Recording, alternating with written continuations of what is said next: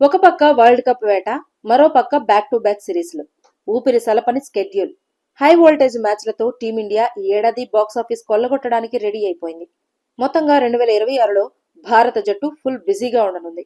సొంత గడ్డపై టీ20 వరల్డ్ కప్, న్యూజిలాండ్, ఇంగ్లాండ్ సిరీస్లతో పాటు ఏషియా గేమ్స్ వరకు కొత్త ఏడాదిలో భారత క్రికెట్ జట్టు పూర్తి స్కెడ్యూల్ వివరాలు ఇప్పుడు తెలుసుకుందాం. టీమిండియాకు 2026 క్యాలెండర్ ఇయర్ అత్యంత కీలకమైనది.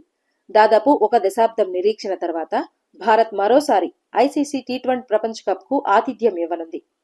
సొంత గడ్డపై జరిగే సిరీస్లు, విదేశీ పర్యటనలు, ప్రధాన ప్రపంచ టోర్నమెంట్లతో టీమిండియా డైరీ నిండిపోయింది.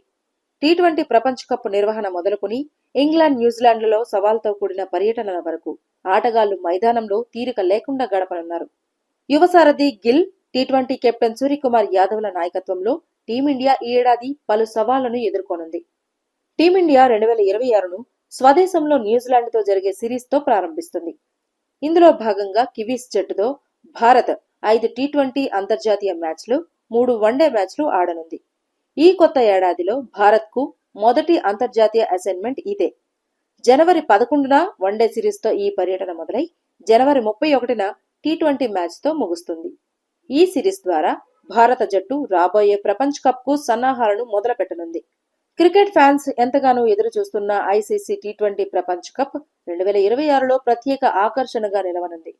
ఒక దశాబ్దం తర్వాత భారత్ ఈ మెగా టోర్నీకి ఆతిథ్యం ఇవ్వనుంది. ఈ టోర్నమెంట్ ఫిబ్రవరి 7 నుంచి మార్చి 8 వరకు జరగనుంది. డిఫెండింగ్ ఛాంపియన్ గా బరిలోకి దిగుతున్న భారత్ సూర్యకుమార్ యాదవ్ నాయకత్వంలో సొంత గడ్డపై తమ టైటిల్ను నిలబెట్టుకోవాలని లక్ష్యంగా పెట్టుకుంది. ఈ టోర్నీ భారత జట్టుకు అత్యంత ప్రతిష్టాత్మకమైనది. ఆ తర్వాత ఐపీఎల్ 2026 జరగనుంది. ఐపీఎల్ 2026 ముగిసిన తర్వాత భారత్ ఆఫ్ఘనిస్తాన్ కు ఆతిథ్యం ఇవ్వనుంది. ఇందులో ఏకైక టెస్ట్ మ్యాచ్, 3 వన్డే సిరీస్లు ఉంటాయి. ఆ తర్వాత జులైలో టీమిండియా ఇంగ్లాండ్ పర్యటనకు వెళ్తుంది. అక్కడ 5 టీ20లు, 3 వన్డేల వైట్ బాల్ సిరీస్ ను ఆడుతుంది. ఇంగ్లాండ్ గడ్డపై సూర్యకుమార్ యాదవ్ టీ20 జట్టుకు, గిల్ వన్డే జట్టుకు నాయకత్వం వహించనున్నారు. ఆగస్టు నెలలో భారత జట్టు 2 టెస్టుల సిరీస్ కోసం శ్రీలంక వెళ్తుంది.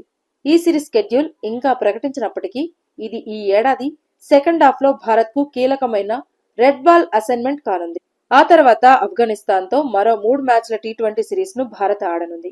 Asia games, West Indies series, September 19 నుంచి ప్రారంభమయ్యే ఏషియా క్రీడల్లో కూడా భారత్ పాల్గొంటుంది.